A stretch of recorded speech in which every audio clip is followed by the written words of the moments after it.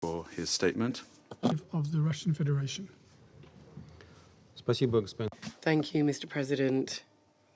We thank the Special Envoy of the UN Secretary-General, Hans Gruberg, and Acting Director for Operations of OCHA, Ghada Madawi, and also Ms. Azal Al-Salafi for their reports on the developments in the situation in Yemen.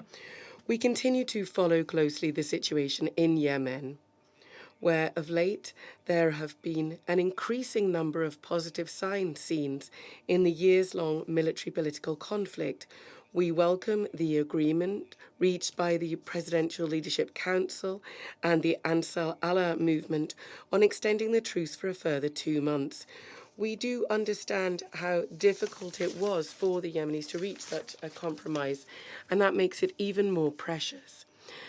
Almost straight away, work started up again on the Trilateral Military Coordination Committee respecting the conditions of the truce under the aegis of the UN on implementing a ceasefire. We take a very positive view of the fact that within it, agreement has been reached on setting up a working group on having a permanent hotline on issues pertaining to truce violations. It's important that the negotiations are not stalled. We would like, in particular, to point out the role of the Special Envoy, Mr. Grunberg, whose major efforts, whose strivings made a significant contribution to reaching agreement on and implementing the provisions of the truce agreement.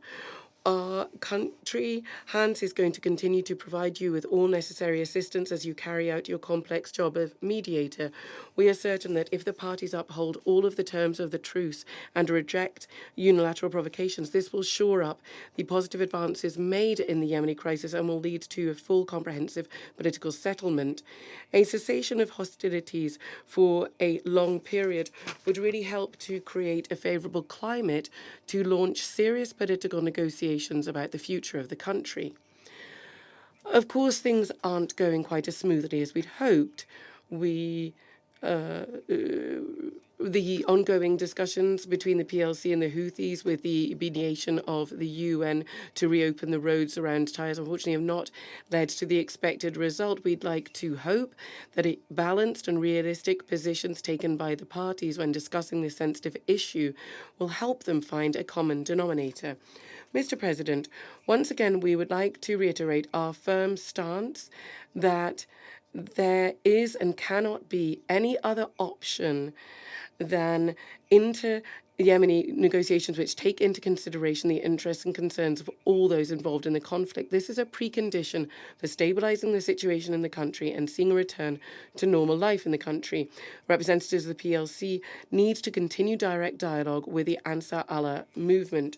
We will continue to harness our diplomatic resources to actively cooperate both with the PLC and the Houthi leadership. We're encouraging both to adopt a constructive approach and to be prepared to find compromises in order to achieve an overall normalization of the situation in the region. Mr. President, we're concerned by the serious socio-economic situation in Yemen, which the UN has called the largest humanitarian disaster in the world. Steps need to be taken to lift restrictions on provisions of food, medications, and other basic necessities to all regions of Yemen without discrimination and irrespective of under whose control the territory is. We note the mediation work of the regional players who are helping Yemenis financially and in the humanitarian sphere as well. In conclusion, we'd like to remind you of Resolution 598 and other initiatives on sub-regional stabilization, including the updated Russian collective security concept. Thank you very much. I thank the representative of the Russian Federation for their statement, and I now give